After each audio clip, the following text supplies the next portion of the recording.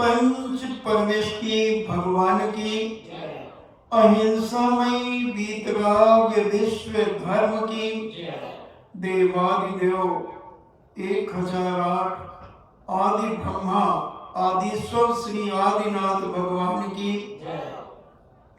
देवादिदेव 1008 चिंतामणि घोर उपसर्ग विजेता श्री पार्श्वनाथ भगवान की, देवादिदेव 1008 शासन नायक बाल ब्रह्मचारी भगवान महावीर स्वामी की, परम पूजनीय आचार्य श्रोमणि गुरुवर श्री कुंद कुंद महामुनिराज की, परम पूजनीय आचार्य श्रोमणि गुरुवर श्री विद्यासागर जी महामुनिराज की, परम पूजनीय निर्यापक श्रवण मुनि श्री सुधा सागर जी महाराज की, परम पूजनीय 3 करोड़ 9 करोड़ महामुनिराजों की, तपोदय अतिशय क्षेत्र की, परम पूज्य श्री गंभीर साहिब जी महाराज की जय। चर्चा चल रही है कि जब व्यक्ति का पुण्य प्राप्त होता है, उदय में आता है, तब वह सब कुछ प्राप्त करता चला जाता है। और जब पुण्य नहीं होता तो जो प्राप्त किया है वो भी चला जाता है। हमने दुनिया को देखा है, आपने भी देखा है, जाना है, अनुभव किया है। बहुत सारे लोग हैं जो ऊपर से नीचे उतर गए और बहुत सारे लोग हैं जो नीचे से ऊपर पहुंच गए। ऊपर अभी अन्यथा मत लेना, मैं मरने की बात नहीं कर रहा हूं। ऊपर पहुंच गए जो ग्राउंड फ्लोर में जिनके मकान थे वो आज 5-5, 7-7 मंजिल के मकान हो गए, और जिनकी 7-7, 10-10 मंजिल की हवेलियां थी वो रोडपति हो गए। रोड के ऊपर छोटे छोटे से मकान बना करके रह रहे हैं, किराए के मकान पर। क्या कारण है? क्या कारण है? कारण एक ही है, पुण्य का अभाव। पुण्य के उदय में अहंकार मैं स्वभाव, विनयशीलता का अभाव, धर्म के प्रति आस्था और विश्वास का अभाव, धार्मिक क्रियाओं की उपेक्षा। बहुत सारे लोग दुनिया में ऐसे भी मिलेंगे जिनको चिढ़ होती है जब मंदिरों के निर्माण होते हैं, उनको एड़ी से लेकर चोटी तक उनके शरीर में दाएं उत्पन्न हो जाती है। वो कहते हैं इतने मंदिर बना करके क्या करोगे? उनको जलन होती है, ईर्ष्याएं होती है। और अपने परिवार के लोग अगर धर्मात्मा हैं तो उनको भी व्यंग किए जाते हैं। जब देखो, जब तुम्हें मंदिर की बात चलती, मंदिर में बैठे रहते हो और कोई काम नहीं है। कितने दिन से तुम्हारी सहेली के भी किटी पार्टी में चलो, तुम जाती नहीं हो? नहीं, हमारे यहाँ विधान चल रहा है, अपमान करवाती हो, इज्जत खत्म करती हो हमारे समाज के भीतर। लोग क्या कहेंगे? ऐसी भी सासुएं देखी गई, ऐसे परिवार भी इस दुनिया में जैन समाज में हैं। ऐसे व्यक्तियों का जब पतन होता है बंधु,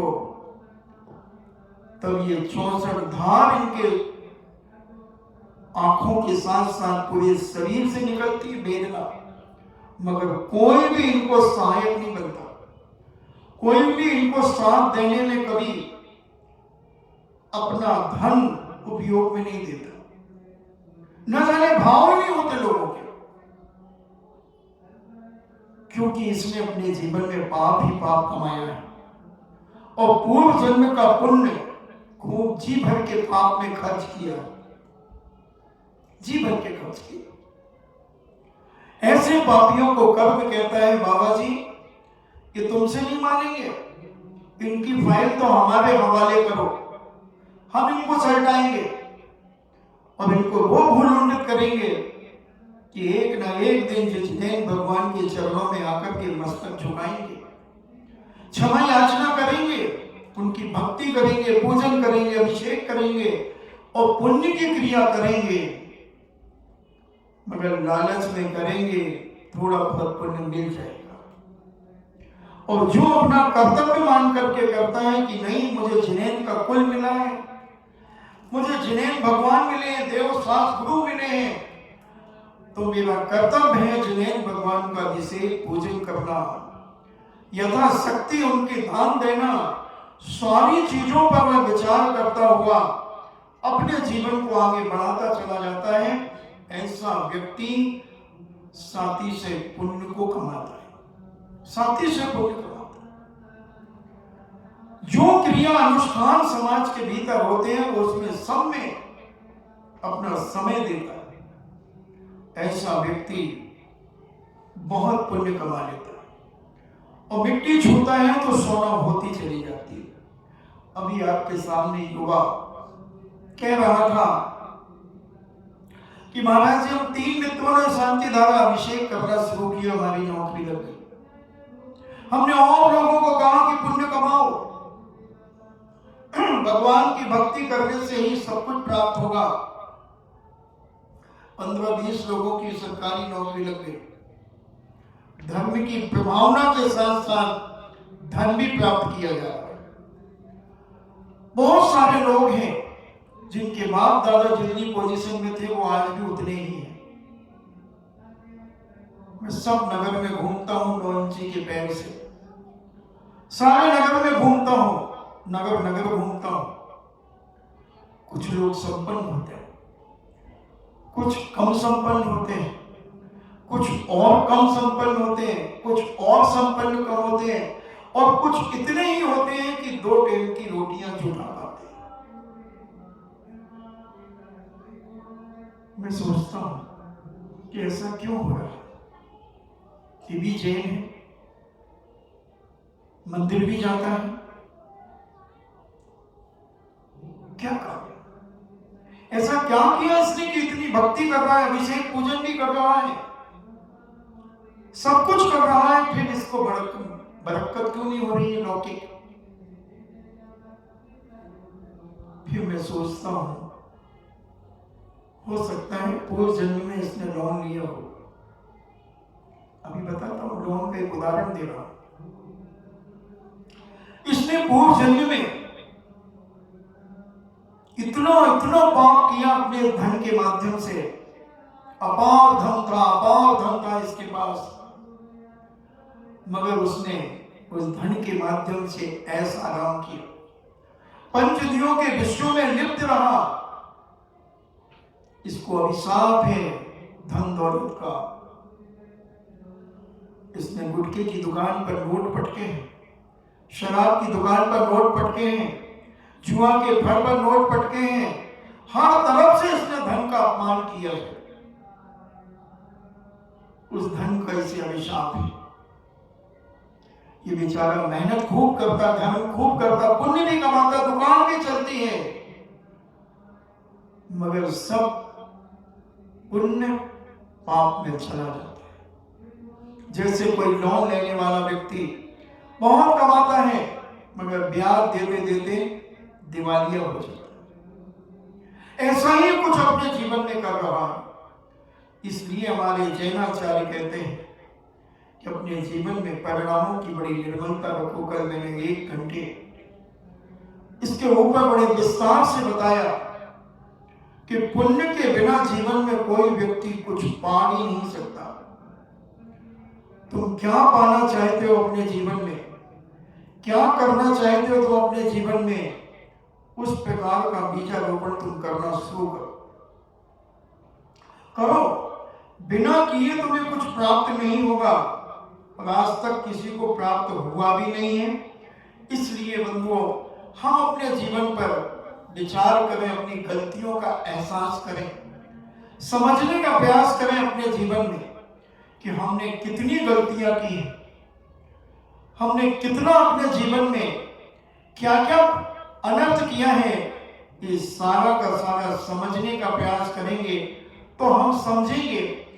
और इस समझने के लिए बहुत अच्छा तरीका है, कम से कम स्वाध्याय करना शुरू कर दे। कुछ नहीं आता तुम्हें, प्रथमानी योग के ग्रंथों को पढ़ना शुरू कर दे। उनमें ऐसी अनेक अनेक घटनाएं, दुर्घटनाएं कथानक के माध्यम से प्रस्तुत की गई है पूर्वाचार्यों ने। उनको पढ़कर के हम अपने आप को समझ सकते हैं कि जब इतना बड़ा व्यक्ति इतना परेशान हो सकता है, तो जब फिर हम क्या हैं, हमारा विल पावर मजबूत हो जाएगा, हम घबराएंगे नहीं, हम असाता वेदनी कर्म का बंद नहीं करेंगे, हम अपने जीवन में साता को करने लगेंगे, हम सहन करेंगे, अपनी क्षमता को, अपनी शक्ति को बढ़ाएंगे। और जितनी शक्ति हम अपने जीवन में बढ़ाएंगे वो हमारे जीवन में कार्यकारी होगी। हम देख रहे हैं विगत दिनों से, 4-5 महीने से तुम्हें प्रवचन तो मैं 19 महीने से कर रहा हूं, मगर अभी 4-5 महीनों से कर्म सिद्धांत की बातें बता रहा हूं कि कर्म के माध्यम से आदमी सुखी भी होता है और दुखी भी होता है। एक ही पिता के पुत्र, एक सुखी हो रहा है और एक दुखी हो रहा है। प्रवीण कुमार आनंद विभोर हो रहा है, हर जगह मान सम्मान पा रहा है, और उसकी ही सत्यभामा का बेटा भानु कुमार हर जगह अपमान की दृष्टि से देखा जाने लगा। जहां जहां उसके जीवन की उन्नति के कार्य हो रहे, वहां अवनति का कार्य होना शुरू हो जाता है। कल अपन ने सुना कि बावड़ी का पानी सुखा दिया प्रवीण कुमार ने, सुगंधित फूल मालाओं को आंकड़े की फूलों की पत्तियों में बदल दिया। सारी क्रियाएं, घोड़े के स्थान पर खच्चा रख दिया गया। पीतल के बर्तनों के पास मिट्टी के बर्तन आ गए। ऐसी अनेक अनेक विचित्र घटनाएं, दुर्घटनाएं वहां पर होने लगी। जहां मंदोन्मत्त हाथी झूम रहे थे, वहां प्रद्युम्न ने देखा एक मनोहर महल को देखा। तब उन्होंने अपनी विद्या से पूछा कि ये महल किसका है। विद्या ने वसुदेव का महल बताया। उसने विद्या से पूछा कि किससे प्रेम करता है, क्या चाहता है, किसमें आनंद मनाता है। उन्होंने कहा मेढ़ा, मेढ़ा होता जो मेढ़ा, उस मेढ़ा के लड़ाने में इसे आनंद आता है। उन्होंने एक मेढ़ा बना दिया और उन्होंने कहा कि अगर तेरा मेढ़ा मेरी जंघा से टकरा जाए और मेरी जंघा टूट जाए तो मैं समझूंगा कि तेरा मेढ़ा बहुत शक्तिशाली है। ये इन्होंने मेढ़ा बना दिया और उस मेढ़े को भेज दिया युद्ध के मैदान में और वसुदेव की जंघा से वो टकरा गया। वह मेढ़ा ने ऐसा व्यवहार किया कि इनकी जंघा, वसुदेव की जंघा दुर्घटनाग्रस्त हो गई। वसुदेव ने कहा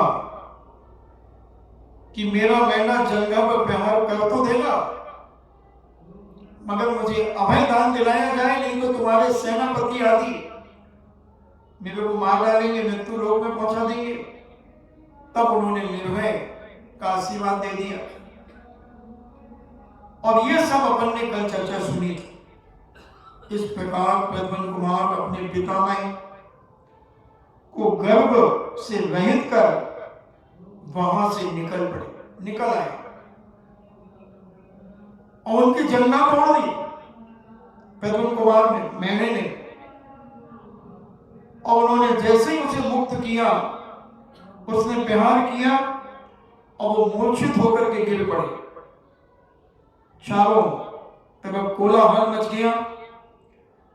मैंने ने वेग से वसुदेव पर प्रहार किया था और कोलाहल से सेवकगण सारे के सारे चंदन आदि का लेप लगाने लगे।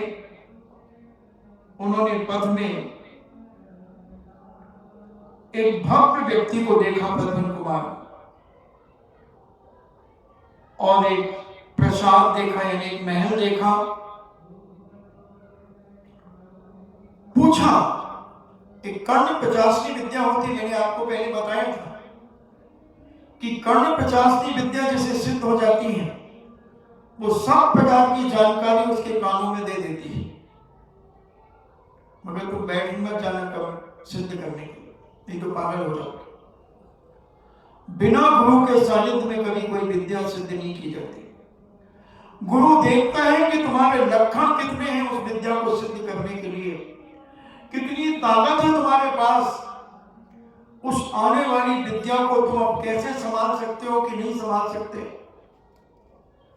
बहुत सारे नियम और सिद्धांत होते हैं। हमने देखा है बहुत सारे लोगों को पागल होते हुए, बहुत सारे लोगों को देखा विक्षिप्त हो गए, साधु भी कई विक्षिप्त हो गए, डिप्रेशन में आ गए और पिछियां छोड़ना पड़ा। इसलिए इस चक्कर में ना पड़ के तुम तो भगवान की भक्ति में तल्लीन रहो। जो गृहस्थ के कर्तव्य वो कर्तव्य अपने जीवन में करते रहो। उन कर्तव्यों के माध्यम से तुम्हारा पुण्य बढ़ेगा। कई देवता तुम्हारे सेवक बन सकते हैं, चिंता मत करो, सब कुछ कर सकते हैं तुम्हारा। तुम सोचोगे तुम्हारा काम हो जाएगा। आपने देखा जब पूज्य आचार्य विद्यासागर जी महाराज मध्य प्रदेश के अंदर एक नगर से बिहार कर रहे थे, करने वाले थे, भीषण मूसलाधार बारिश थी और एक नदी उफान पर थी। पुल के ऊपर भी 6-6, 7-7 फुट पानी था। आचार्य श्री ने ऊपर देखा, खड़े हो गए। लोगों ने कहा महाराज जी बिहार कैसे करेंगे आप, पूरी पुलिया के ऊपर 6-6, 7-7 फुट पानी। महाराज कहते तुम अपना काम करो, पानी अपना काम करेगा, मैं अपना काम करूं। और ये नियम है कि जब हम लोगों को कहीं पानी में चलना पड़ता है, घुटने के नीचे नीचे पानी में हम चलते हैं, तो उसके पहले हम एक कायोत्सर्ग कर लेते हैं और उस तरफ पार जाने के बाद भी एक कायोत्सर्ग करते हैं। और आचार्य जी ने एक कायोत्सर्ग किया और आंख खोली, पुल के नीचे पानी था और पूरा संग निकल गया, हजारों आदमी निकल गए और जैसे ही पुल के उस पार पहुंचे पानी पुनः ऊपर आ गया। हमने सुना था कि कृष्ण जी को जब गंगा से ले जाया जा रहा था, उफान था, कृष्ण जी के पैर के स्पर्श से गंगा का पानी नीचे हो गया था। अब हमने सुना नहीं था, पढ़ा था, मगर जिन्होंने अपनी सभी आंखों से साक्षात देखा है वो इस चीज की घोषणा करते हैं। ये आचार्य विद्यासागर जी ने नहीं किया, ये आचार्य विद्यासागर जी ने नहीं किया। उनके इर्द गिर्द जो देवी देवता घूमते फिरते हैं उन्होंने ही किया। बहुत सारे चमत्कार अगर लिखे बंधुओं तो 1000-2000 पृष्ठ की किताब बन सकती है। 1984 में मुझे याद आ रहा है, एक बसंत मुनीर करके थे पिछले नानी की मड़िया में, वो वहीं सोते थे। मैं 8 बजे पहुंचा, उन्होंने कहा भैया आज तो चमत्कार हो गया। मैंने कहा क्या हुआ? अरे बोले रोज एक व्यक्ति शाम को आता था भक्ति के समय 5:30-6 बजे, और उसको दिखता नहीं था, वो परिवार के साथ आता था और इतनी कहता था नमोस्तु आचार्य श्री, मेरी आंखों की रोशनी नहीं है, आचार्य श्री आशीर्वाद दे देते थे।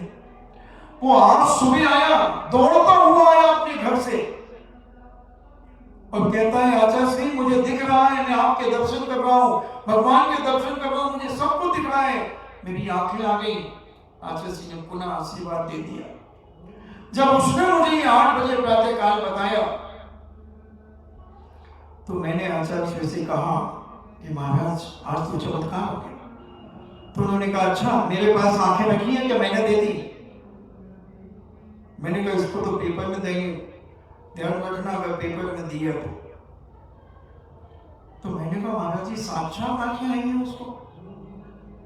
बोले मैंने नहीं दी, उसके पुण्य से आई है।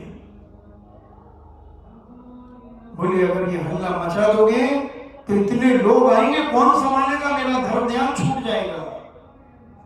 देखना एक निष्पयी संत को, एक निर्मोही संत को। ऐसे ही जब गुजरात से बिहार कर रहे थे, एक मणि गांव पड़ता है छोटा सा, जहां 2-3 घर हैं, एक बघेरवाल समाज का भी घर है, घूमड़ के 1-2 घर है, मड़िया शायद एक घर है, वहां डॉक्टर है वहां पर। तो जब वहां से उन्होंने प्रातः काल विहार किया तो एक स्कूल के पीछे लघुशंकर गए, वहां पर भैंस थी, डेयरी टाइप की थी। तो एक भैंस की आंखें से दिखता नहीं था। अच्छा सी लघुशंकर करके जब वापिस आए तो उन भैंसों का मालिक आचार्य के पीछे आया, बोले महाराज जी भैंस को दिखता नहीं है, बेचारी कई जगह टकरा जाती है। आचार्य ने आशीर्वाद दे दिया और बिहार कर गए। वो 1-1.5 किलोमीटर दूर नहीं पहुंचे होंगे, वो भैंस को दिख रहा है। वो दौड़ा वो आदमी, बोले महाराज हमारी भैंस को दिख रहा है।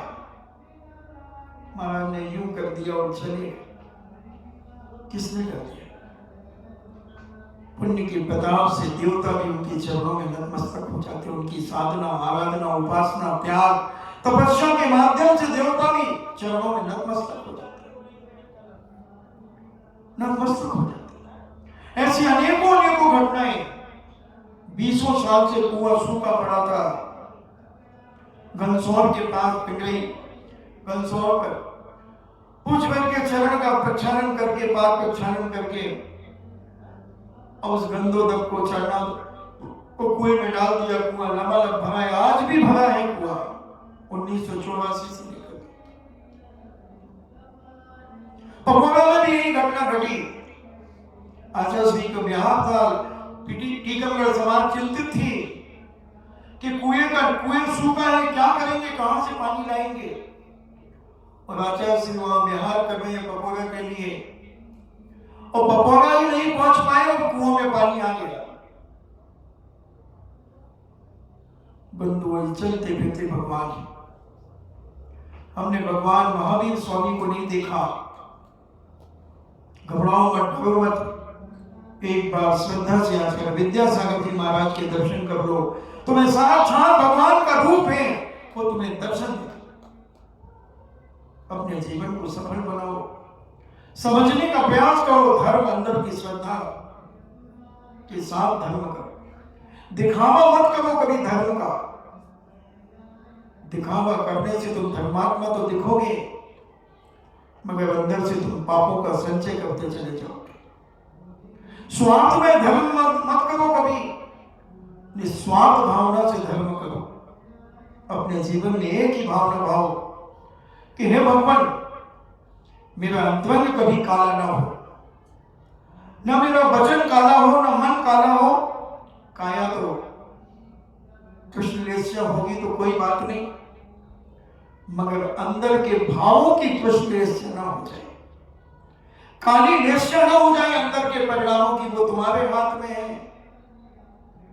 कभी क्षण कपट के माध्यम से धर्म मत करना, दिखावे का धर्म मत करना, नहीं तो लोग तो तुम्हें बहुत बड़ा धर्मात्मा मानेंगे और तुम मर करके जब दुर्गति जाओगे, और वो व्यक्ति जो तुम्हें महान मानता था, तुम्हें धर्मात्मा मानता था, वो तुम्हारे प्रति श्रद्धा विश्वास रखता था, तुम्हारी बातों को श्रद्धा से सुनता था, जीवन में उतारता था, वो स्वर्ग जाएगा और वो खोजेगा कि मेरा जो शिक्षा गुरु था या जो मेरा मित्र था वो मर करके कहाँ गया। तब वो अपने अवधि ज्ञान के माध्यम से देखेगा कि तो नरकों में सड़ रहा। रावण ने बहुत भक्ति की, बहुत भक्ति की, मंत्र सिद्धि की। कितनी एकाग्रता से मंत्र सिद्ध किया कि जब रावण माला फेर रहा था स्फटिक मणि की, तब भामंडल आदि कुछ गए और उसको झुमकोड़ दिया, हिला दिया, रावण को माला तोड़ दी, उसके दुपट्टे को भांज करके उसको मारा, घसीटा, मगर रावण विचलित नहीं हुआ। इतना कंसंट्रेशन, इतना कंसंट्रेशन, और मंत्र सिद्ध कर लिया। इतना उपसर्ग होने पर भी मंत्र सिद्ध कर लिया, मगर मर के रावण कहां गया? क्योंकि अंदर के भावों में क्या था? राम को कैसे मारो। उसी प्रकार तुम धर्म कितनी क्या दृष्टि से कर रहे हो, पूजन पाठ क्यों कर रहे हो, किस लिए कर रहे हो, क्या उद्देश्य है तुम्हारा, क्या उद्देश्य है? जो भी क्रिया तुम धार्मिक कर रहे हो, क्या लक्ष्य है तुम्हारा? अगर कर्म क्षयात, कर्म क्षय करने का भाव होना चाहिए, चाहे उपवास करो, पूजन करो, दान करो, जो कुछ भी करो, सद आवश्यक जो भी करते हो, उसमें एक ही लक्ष्य हो कि हे भगवान, मेरे कर्मों का क्षय कब, कर्म क्षयात का लक्ष्य होना चाहिए बस। चाहे तुम बड़गाहन करो, कोई नहीं, एक ही लक्ष्य। कोई पूछना चौका क्यों लगा रहे? कर्म क्षय करने के लिए, अंतराय कर्म का क्षय करने के लिए, अंतराय कर्म का क्षय करने के लिए जा रहा हूं।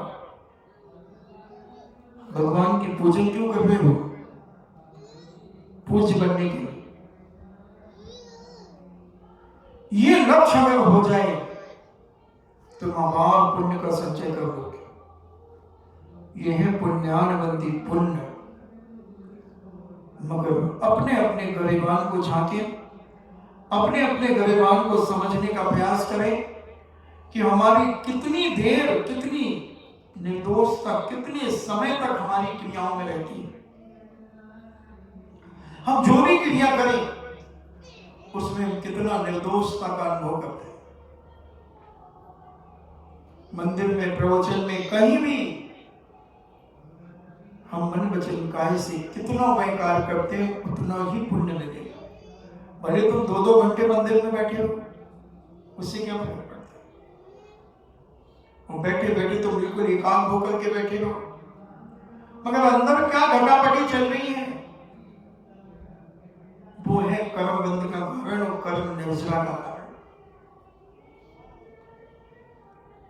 पवन कुमार जो मधु राजा की पर्याय में थे, जो मुनि बनकर के उन्होंने अपने जीवन में जो साधना की और जो अंदर की विशुद्धि उन्होंने बढ़ाई,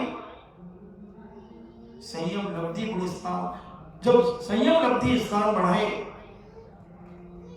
इतने निर्मल और पवित्र हो गया वो राजा, इतना खूंखार था मगर इतना सहज और सरल हो गया जिसके माध्यम से अपार कर्मों की निर्जरा हुई और वहां से मरण करके समाधि आदि लेकर स्वर्ग गए और स्वर्ग से कृष्ण के बेटे बनने का सौभाग्य उन्हें मिला।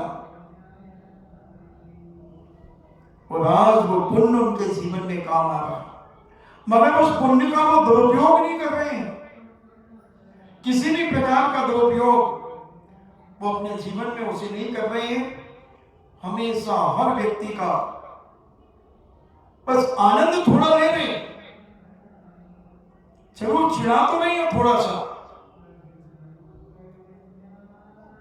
क्योंकि अभी बच्चे ही तो हैं 16 साल का प्रज्वल कुमार,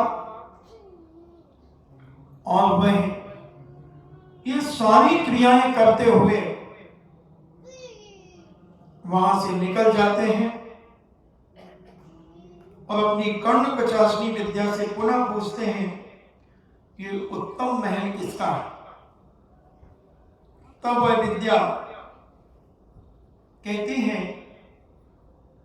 कि ये जो उत्तम महल तुम्हें दिख रहा है, आज यहां पुत्र के विवाह का आयोजन है, श्री कृष्ण के पुत्र के विवाह का भव्य प्रसाद जो आप देख रहे हैं, जहां पुत्र के विवाह का आयोजन हो रहा था।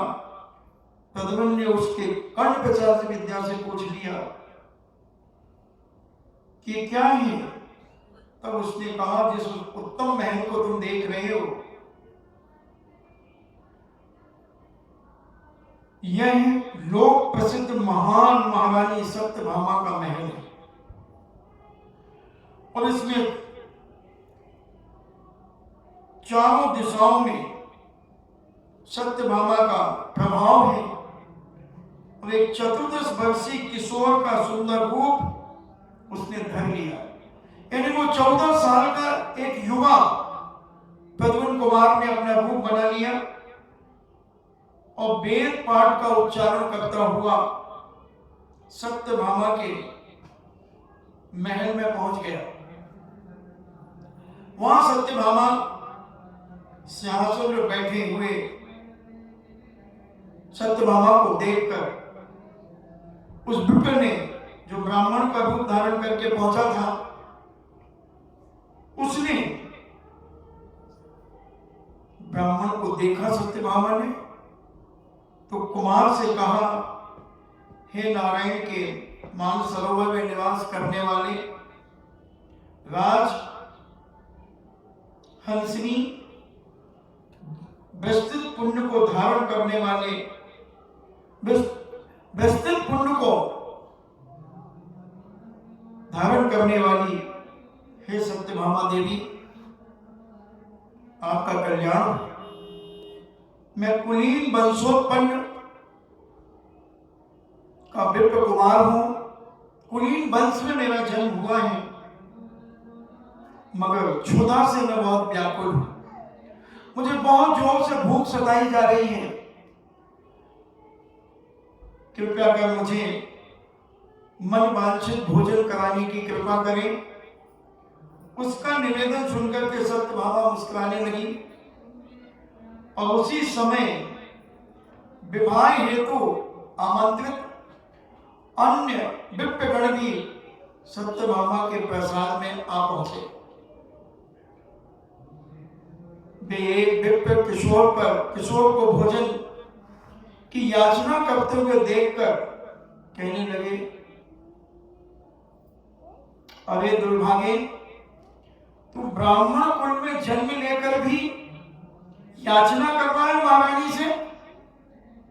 इधर तो बिन मांगे मिलता है, तू अपनी उदासता देख, तू ऐसे लग रहा जैसे महीनों से भूखा हो। प्रद्युम्न कुमार कहते हैं, आपने ठीक पहचाना, मुझे बहुत जोरों से भूख सता रही है, कृपा कर दे। उसका तो भाग्योदय हो जाता है। तुरंत स्वर्ण भूमि, धन, गोधन, सुंदर कन्याओं की याचना कभी सज्जन पुरुष नहीं करते, भोजन की याचना नहीं करते। और तू विप्र होकर के इस प्रकार की याचना कर रहा है। हे विप्रगण, आप सब मुझे मूर्ख क्यों कहते हैं? भोजन की भावना की है मैंने। हे देवी सत्यभामा, अपने पुत्र की मंगल कामना के लिए मुझे भरपेट स्वादिष्ट भोजन करा दो। सत्यभामा भी बड़ी प्रमुदित हो गई, प्रफुल्लित हो गई। उसने अपने सेवकों को आदेश दिया कि इस विवेकी द्विज कुमार को पाकशाला में ले जाकर इसकी इच्छा के अनुसार सारा भोजन करा दो। जब तक ये तृप्त ना हो तब तक भोजन कराते रहो। किंतु विप्र भेषधारी कुमार ने कहा, हे कल्याणी, मैं मूर्ख एवं नीच द्विजों के साथ भोजन नहीं करूंगा। जो पाखंडी, क्रियाहीन एवं अनेक प्रकार से धर्म से अनभिज्ञ हैं, इनके साथ मेरा भोजन करना मेरे लिए कदापि संभव नहीं है। हे देवी, इन पतित लोगों को भोजन कराने से तेरे अभिप्राय को क्या सिद्धि होगी? कोई फायदा नहीं होगा इनको भोजन कराने से। सत्यभामा बाचाल किशोर की बातें सुनकर सकते में आ गई, घबरा गई कि बड़ा गर्भीला है, गर्भ भरी बातों को कर रहा है और अन्य ब्राह्मणों का अपमान कर रहा है। उसने आदेश दिया,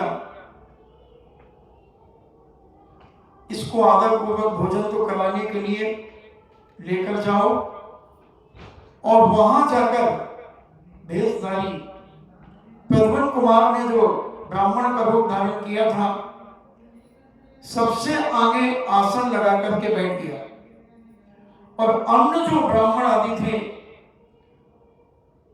उनसे ऊंचा बैठ गया, प्रधान बनकर के बैठ गया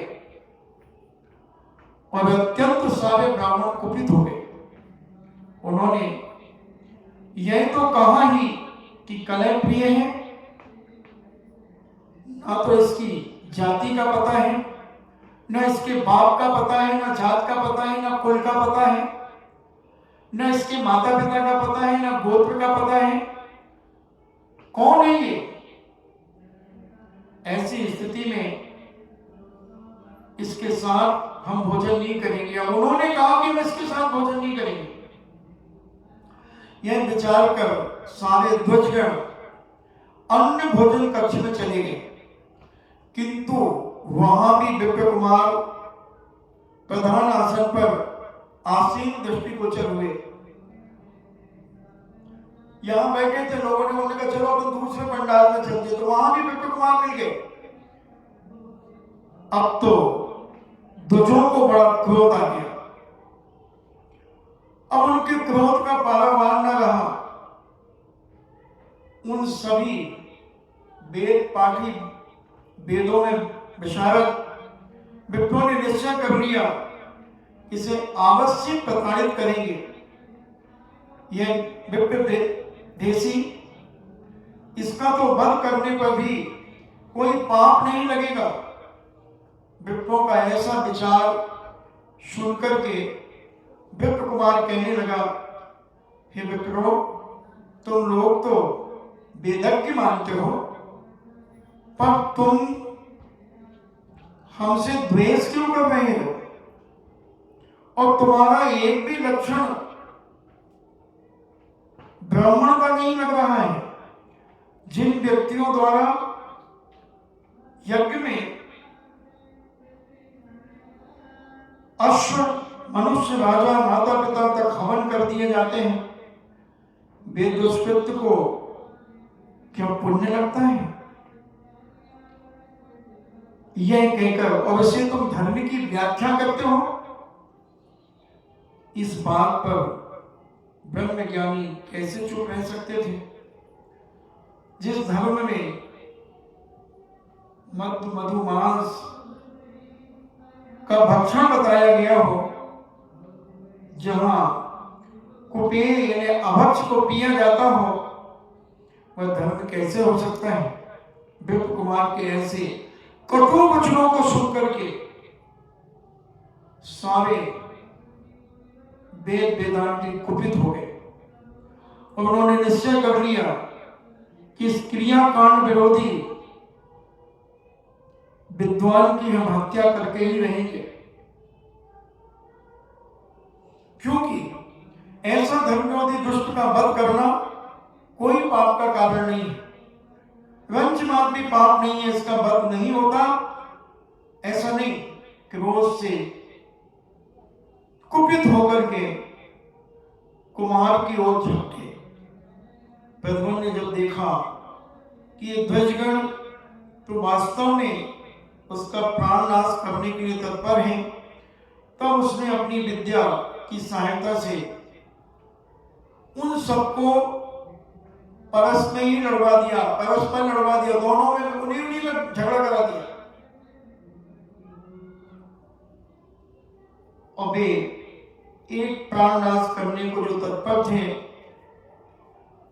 तब उसने उनमें ही फूट डलवा दी और ऐसी मूढ़ अपनी खोटी करनी के फलस्वरूप उन्हें धराशायी कर दिया और खुद धराशायी हो गया, गिर गया। विप्रों को ऐसी दुर्दशा देखकर सत्यभामा ने हास्यपूर्वक कहा, हे विप्रो, आप लोग व्यर्थ में परस्पर युद्ध क्यों कर रहे हैं? विप्र कुमार प्रद्युम्न से भी उसने कहा कि हे बटुक, तुम इन विप्रों से क्यों कलह करता है? तब बटुक सत्यभामा के निकट जाकर कहने लगा, हे रानी, यह सब तेरी ही माया है। इन विप्रों से तू मेरी हत्या करवाना चाहती है, अन्यथा इसका निषेध क्यों नहीं करती? सत्यभामा ने कहा, हे बटुक, मैं तो समस्त घटना का चक्र देख चुकी हूं, अतः तुम मेरे समक्ष ही भोजन कर लो, तुम मेरे पास ही बैठ करके भोजन कर लो। विप्र भेषी प्रद्युम्न भोजन करने बैठा और पकवान आदि स्वादिष्ट भोजन जब उसे परोसे गए तो बटुक ने उन्हें खाना प्रारंभ किया। सत्यभामा की स्वीकृति ली। जब उनकी तृप्ति और कहा कि जब तक इनकी तृप्ति न हो जाए तब तक इन्हें खिलाते रहो, और परोसा जाने लगा। वह क्षुभित गजराज की भांति जैसे भूखा हाथी होता है, उसी प्रकार भोजन करने लगा। आगे पीछे भी अन्न लाया गया, उसे वो सांप चट कर गया।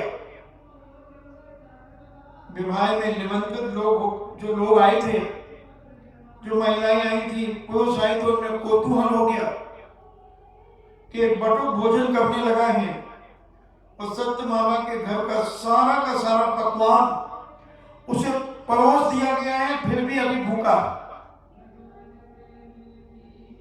विप्र कुमार ने यहां तक कि हाथी, घोड़े आदि पशुओं का आहार के लिए भी अन्न सुरक्षित जो रखा था, वह भी उन्होंने अपने उदर में ग्रहण कर लिया। अब तो भारी कोलाहल हो गया। कभी तुम्हारे यहाँ कोई मेहमान आ जाए और 20-25 रोटियां अगर खा ले तो तुम सच बताओ क्या करोगे? बाबा जी, खिला तो देंगे, मगर कम से कम जब याद आएगी तो अपनी सहेलियों से जरूर चर्चा करेंगे। अपने रिश्तेदारों से कहेंगे भैया गजब हो गया, एक नादी भोग आया था हमारे यहाँ, इतना खाया भाई लगे तो हाथों में सूजन आ गई उसे रोटी बनाते बनाते खिलाते। प्रद्युम्न कुमार की भी यही स्थिति बनी। सब कुछ खा के कह रहे जो हाथी घोड़े ऊंट आदि के लिए जानवरों के लिए जो भोजन सामग्री रखी थी उसको भी खा गए। विद्याओं में इतना पावर है, इतनी शक्ति है विद्या के अंदर, और उन्होंने विद्या के बल पर यह सारा कार्य किया। कोलाहल मच गया, सब कहने लगे भेषधारी विद्याधर, कोई भूत पनीर तो नहीं है, कोई ऊपरी बाधा तो नहीं है। और ऐसे कौतुक देखने के लिए बड़े बड़े दल के दल इकट्ठे लोग आने लगे, और महिलाओं का ऐसा तमाशा देखने में सबसे ज्यादा आनंद आता है। महिलाएं आने लगी, पुरुष आने लगे। इधर विप्र कुमार की थाली खाली पड़ी थी, वह चिल्ला रहा था मेरी थाली में अन्न क्यों नहीं परोसा जा रहा है? क्या सत्यभामा गरीब हो गई है, कृपण है या दरिद्र है? जिसके भानु कुमार समान तेजस्वी पुत्र हो, स्वयं नारायण स्वामी हो, विद्याधरों का नायक जिसका पिता हो, वही भी कृपणता को प्राप्त हो गई है क्या? ये महान आश्चर्य का विषय है। ऐसे चिल्लाते चिल्लाते बटुक यहां वहां उत्तेजित होकर के बोलने लगा। तो बताओ तुम्हारे घर में कोई मेहमान आ जाए और खाना खाते खाते चिल्लाने लगे और पड़ोसो तुम्हारा सब कुछ खत्म हो गया हो, अड़ोस पड़ोस के लोगों को इकट्ठा करने के देखो इन्होंने हमें भोजन के लिए बुलाया और कुछ खिला ही नहीं रहे। ऐसे ही सत्यभामा का अपमान करने के लिए वह तुल गया। और जब मेरे समान अल्पहारी व्यक्ति को तुम पूरा भोजन, अल्पहारी व्यक्ति का जब तुम उधर पूर्ण नहीं कर सकती, तो स्थूल काय अगर कोई भोजन करने वाला आ जाएगा तो तुम कैसे उनको भोजन कराओगी? सत्यभामा तुम बहुत कंजूस हो, तुमने मेरे पेट को भूखा रखा है। यह कहकर उसने समस्त आहार का वर्णन कर दिया कि तुमने पता नहीं क्या खिला दिया मुझे, और वर्णन कर दिया। सत्यभामा सहित जितने भी लोग वहां उपस्थित थे, वो समग्र वस्तु इतना वर्णन कर दिया कि लोग डूबने लगे उस वर्णन के अंदर, डूबने लगे। सत्यभामा आदि और भी जो नारियां थी वहां पर, वो उसमें डूबने लगी, वस्तुएं डूबने लगी। और तत्पश्चात जल गिरण कर प्रद्युम्न वहां से चल पड़े। कुमार ने आगे एक भव्य मंदिर देखा जिसमें बड़े उत्साह के साथ लोग उत्सव कर रहे थे। विद्या ने बताया कि यह उनकी माता रुक्मणी का मंदिर, मंदिर यानी महल, मंदिर कहो, भवन कहो, सदन कहो, ये सब एक ही आप निलय कहो। और कुमार ने वहां एक क्षुल्लक का भेष धारण कर लिया और अपना सर्वांग इतना विकृत कर लिया कि उसे देखते ही लोगों को घृणा आने लगी। उसने क्षुल्लक का भेष अपनी माता के मंदिर में, राजमहल में प्रवेश किया। वह रत्न खचित मंदिर में, रत्नों से युक्त महल, उस समय विभिन्न प्रकार के वाद्यों से मुखरित हो रहा था। बंदन गीत चल रहे थे। अगरू चंदन की खुशबू फैल रही थी और सारा नगर, सारा स्थान वहां का सुगंधित हो रहा था। वहां प्रवेश करते ही शुक्र ने देखा जिन प्रतिमा के सम्मुख कुशासन पर रुक्मणी विराजमान है। उस जिनालय भी बहुत विशाल जिनालय था वहां पर, और उसमें देखा उन्होंने कि रुक्मणी एक कुशासन के ऊपर विराजमान है, क्योंकि उसमें निद्रा नहीं आती उस आसन पे बैठने से, चुपती है वो। और अपन तो मुलायम आसन बिछाते, माला फेरते तो जिसमें बढ़िया नींद आती है, माला फेरते हुए झोंके आते हैं। और जो साधक होता है वो ऐसे आसन बिछाता है कि जिसके माध्यम से चुभे, डाक का आसन होता है, उस डाक के आसन पे बैठने से निद्रा नहीं आई। और उनके चारों तरफ कामनियों का समूह खड़ा था।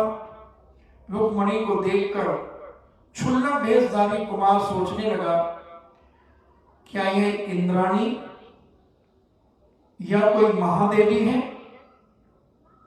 कौन है ये?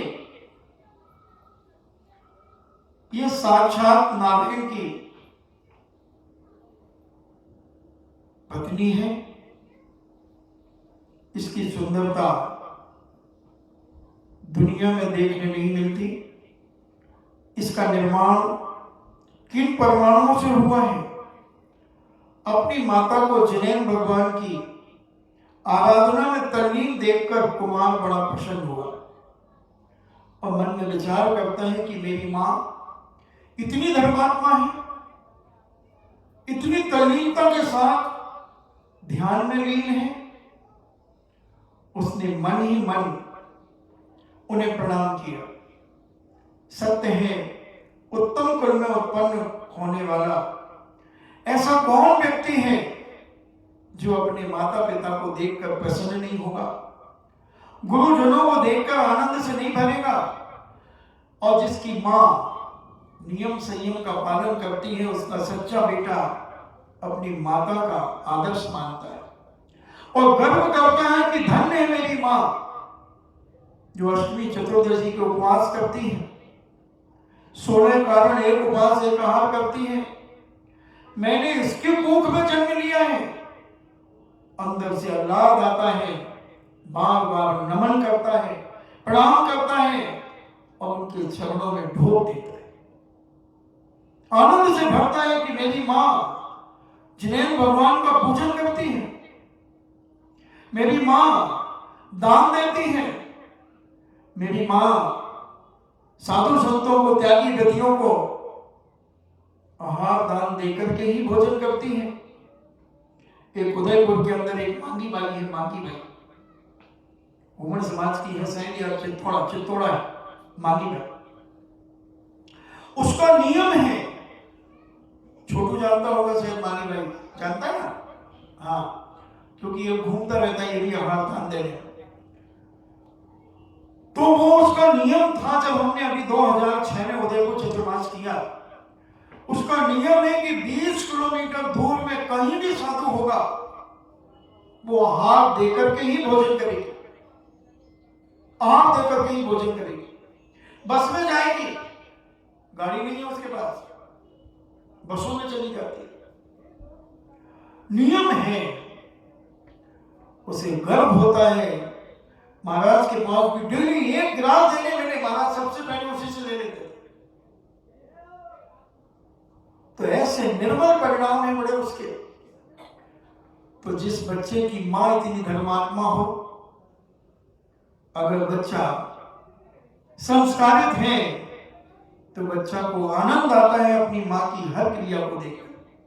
और आज के शैतान बच्चे, अगर मां उपास करे, पूजन करे, मंदिर में थोड़ा टाइम लग जाए तो कैसे बड़बड़ाता है, क्या है मम्मी तुम्हें हमारी चिंता की, भूख लगी, नाश्ता भी नहीं बनाया, मंदिर में बैठी रहती हो, अब ये पाप कमा रहा है।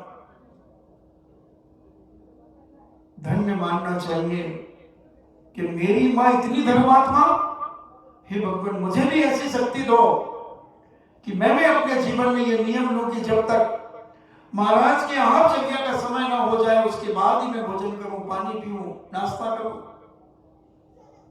दुर्भाग्य तुम्हारा कि तुम तो खा पी कर नाश्ता करके ही चौके का काम करते हो। क्या करोगे तुम अपने जीवन में, क्या पुण्य कमाओगे? कोई दूध चाय पी लेता है, कोई कचौड़ी सटा देता है, सब प्रकार के लोग हैं, दुर्भाग्य है उनका। तुम भोजन करने के बाद भोजन बना रहे हो, नाश्ता करने के बाद तुम भोजन बना रहे हो। अरे तुम्हारा बेटा ही तुम्हें सम्मानित नहीं करेगा तो दूसरा क्या तुम्हें सम्मान देगा? मैंने ऐसे भी बच्चे देखे, 10-10, 12-12 साल के बच्चे पानी की बूंद नहीं डालते जब तक साधु का आहार नहीं होता। हजारों की तादाद में ऐसे बच्चे आज भी मिलेंगे, मगर बड़े दुख और दर्द के साथ कहना पड़ता है, बड़ी बड़ी माताएं भी खा पी करके चौकों में जाती हैं, जिनके बेटे 10-10, 15-15 साल के हो गए, उनमें भी इतनी क्षमता नहीं है। क्या पुण्य कमाओगे तुम? क्या तुम्हारे संस्कारों की चर्चा तुम्हारा बेटा करेगा? कहां से भावना बनेगी तुम्हारी पवित्रता की? कहां से तुम्हें पुण्य का संचय होगा?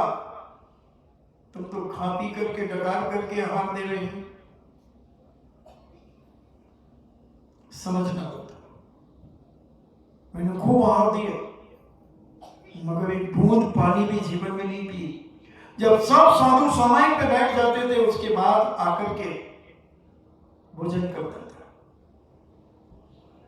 जब मैंने ना व्रत लिया था ना कुछ भी नहीं किया था, संस्कार ही ऐसे थे। और आज तो बाजारों से कचौड़ियां मम्मियां भी खा लेती हैं और दादियां भी खा ले तो कोई अतिशयोक्ति नहीं होगी। अभी इतने लोग बैठे, किन किन का बाजार की वस्तुओं का त्याग है?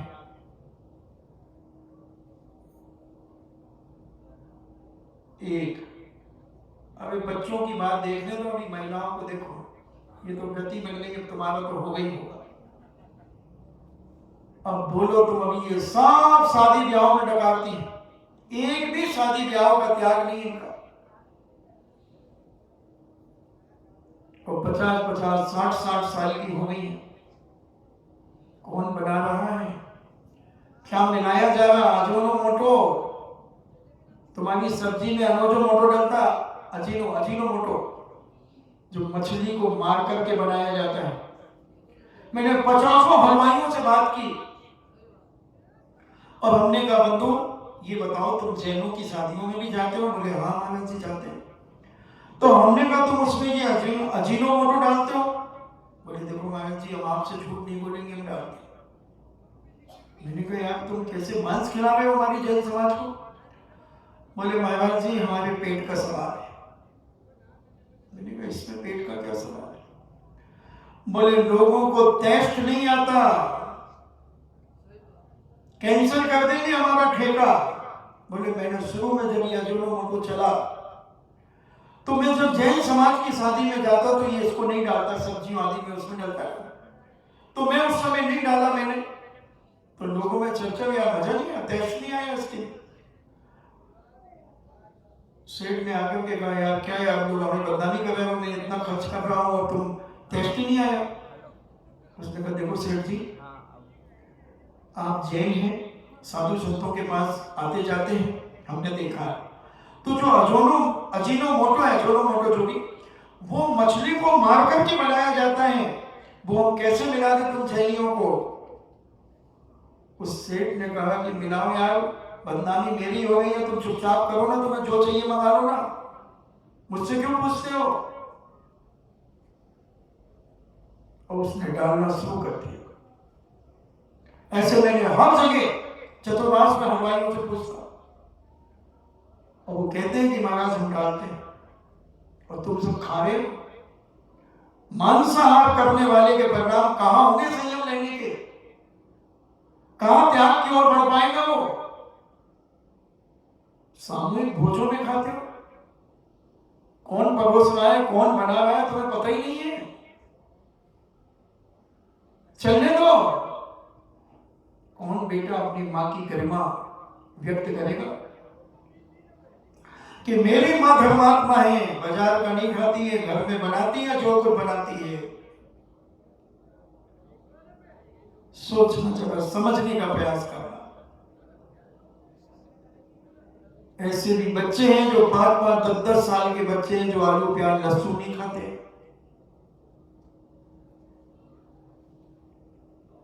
मगर तुम्हारे कई लोगों की लहसुन की चटनी के बिना, प्याज की सब्जी के बिना ग्रास ना गुटका जाए, और तुम बनाते हो, क्या पुण्य मिलेगा? क्या पाओगे तुम अपने जीवन में? रोटी कपड़ा और मकान तो पालोगे, ये तो पापियों के पास भी होता है। शुद्ध दाना और लक्ष्मी पापी को भी हो।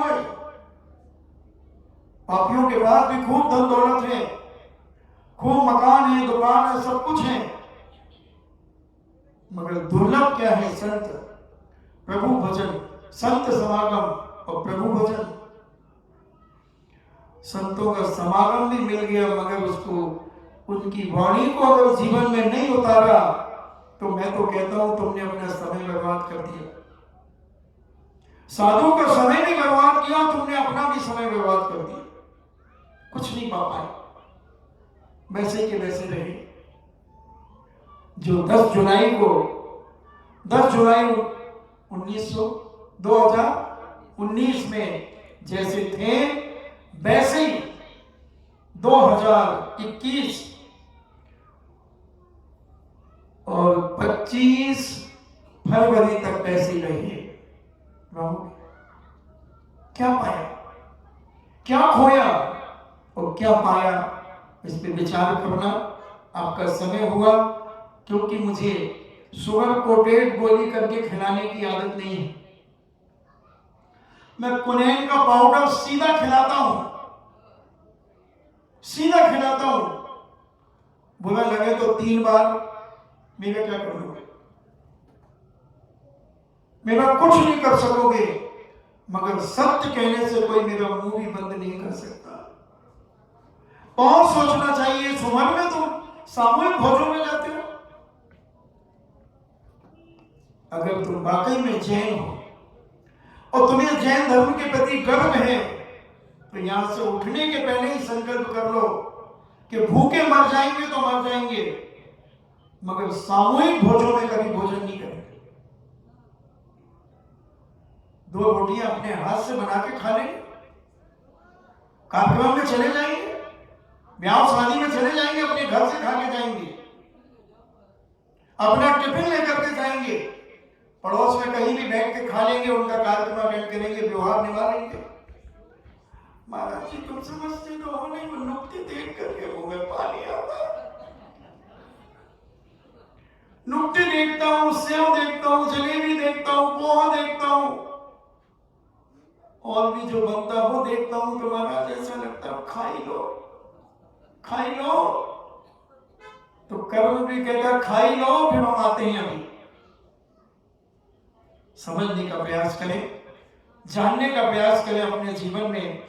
प्रद्युम्न कुमार अपनी मां की क्रिया देख करके प्रसन्नता का अनुभव कर रहा है, आनंद का अनुभव ले रहा है। क्या तुम्हारा बेटा अपनी मां की गरिमा व्यक्त करके आनंद का अनुभव ले सकता है? तुम्हारी क्रियाएं देख करके क्या वो प्रफुल्लित हो सकता है? अगर हो सकता है तो तुम्हें मां कहलाने का अधिकार है, और अगर दुखी है तो तुम मम्मियां हो, मम्मी बनी हो। आपका समय हुआ, आपका जीवन पवित्र हो, आप सन्मार्ग पर चले, आपकी भोजन की थाली आपके सगे हाथों से बनी हो। ऐसी भावना के साथ सबकी आत्मा परमात्मा बने, इन्हीं मंगल भावना के साथ जय वाणी स्तुति। जिन वाणी के ज्ञान से सूझे लोकालोक, सो वाणी मस्तके धरो सदा देत हूँ धोख। हे जिन वाणी भारती तो जपो दिन रैन, जो तेरो शरणागहे सो पावे सुख चैन। देव भजो अरिहंत को गुरु सेवा निर्ग्रंथ, दया धर्म पालो सदा यही मोक्ष का पंथ। नौवाक नमो का।